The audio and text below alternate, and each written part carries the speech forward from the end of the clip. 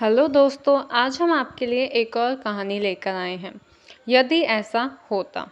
किसी जंगल में 3 सखियां, एक हंसनी, एक मुर्गी और एक बतख रहती थीं। तीनों अपने को बहुत अधिक बुद्धिमान समझती थीं। उन्हें अपनी दशा पर तनिक भी संतोष नहीं था। बतख कहती, अरे क्या बताऊं, मुझे तो विधाता के अनाड़ीपन पर बेहद गुस्सा आता है।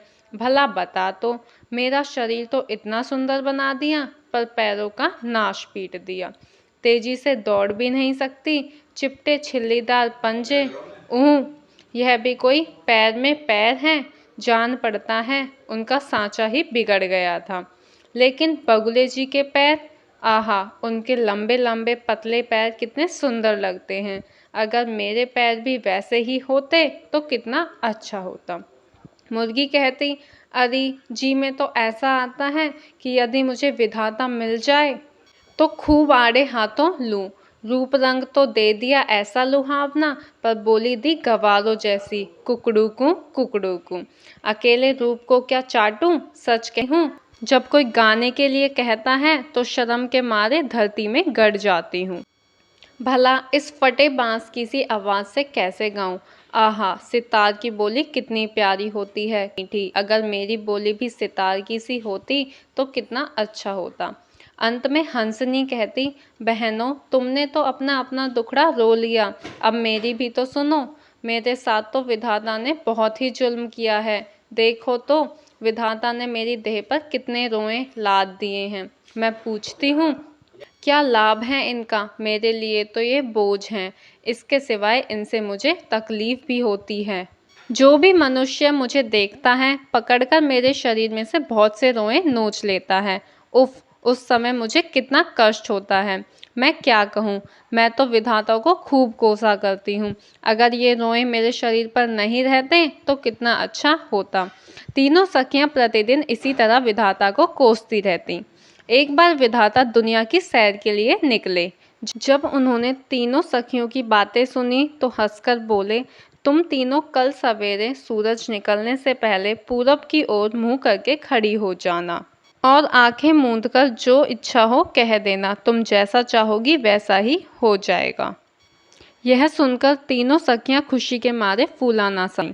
जैसे तैसे करके उन्होंने दिन बिताया और ज्यों ही दूसरे दिन सुबह हुई तो आंखें मूंदकर पूरब की ओर मुंह करके खड़ी हो गईं। और जब उन्होंने आंखें खोलीं तो देखा कि उनकी इच्छाएं पूरी हो गई हैं। हंसनी अपने शरीर के सारे रोए गायब देख खुशी से कूदने लगी। मुर्गी खुशी के मारे चीख उठी और बतख अपने लंबे पतले पैरों को देखकर खुशी से फूली ना समाई। हंसनी जब तक छाया में खड़ी रही तब तक उसे ठंड लगती रही, लेकिन जब वह धूप में चली गई तो गर्मी के मारे उसका बुरा हाल हो गया। उसके शरीर पर अब रोए तो थे नहीं जिससे वह ठंड या गर्मी सहन कर सकती। अब तो हंसनी बहुत परेशान हुई। उसे अब पता चला कि रोए उसके लिए कितने जरूरी थे। इधर नाश्ते के समय मुर्गी अपने बच्चों को बुलाने गई। उसके बच्चे कहीं दूर खेल रहे थे। मुर्गी जोर से चिल्लाई, ट्री ट्री टू टू टन टन टन नी। बच्चों के लिए यह आवाज़ एकदम नई और डरावनी थी। वह यह सुनकर मुर्गी के पास आने के बजाय और दूर भाग गए। तो मुर्गी बहुत परेशान हुई। वह ज्यों-ज्यों उन्हें बुलाती त्यों-त्यों वह दूर भागते। अंत में मुर्गी रुआंसी सी होकर एक तरफ खड़ी हो गई।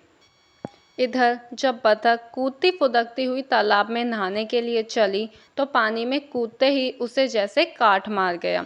यह क्या, वह तो बिल्कुल तैर नहीं सकती। अब क्या होगा।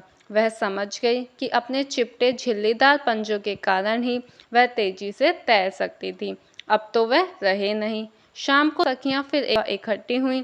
तीनों बड़ी दुखी और खोई खोई सी मालूम पड़ती थी। हंसनी परेशान होते हुए बोली, मेरे शरीर पर से रोए क्या गायब हुए। मेरी तो जान पर बनाई। मैं या तो किसी दिन ठंड में ठिठुर कर मर जाऊंगी या गर्मी में झुलस जाऊंगी। उफ, मेरे रोए अब कैसे वापस मिलेंगे। मुर्गी ने रोकर कहा, सितार की सी आवाज मांगकर तो मैं भी पछता रही हूँ। बच्चे मेरी बोली सुनकर दूर भाग जाते हैं, मेरे पास कतराते हैं। हाय, अब मैं अपनी बोली कैसे वापस लाऊं। उदास स्वर में बोली, मेरा तो और भी बुरा हाल है। मेरे नए पैर तो तैरने में कतई साथ नहीं देते। इनसे तो मेरे पुराने पैर कहीं अच्छे थे। हाय, मैं उन पैरों को फिर से कैसे पाऊं। अगले दिन सुबह फिर तीनों सखियां आंखें मूंद पूरब की ओर मुंह करके खड़ी हो गईं। भाग्य से तीनों की इच्छाएं फिर से पूरी हो गईं।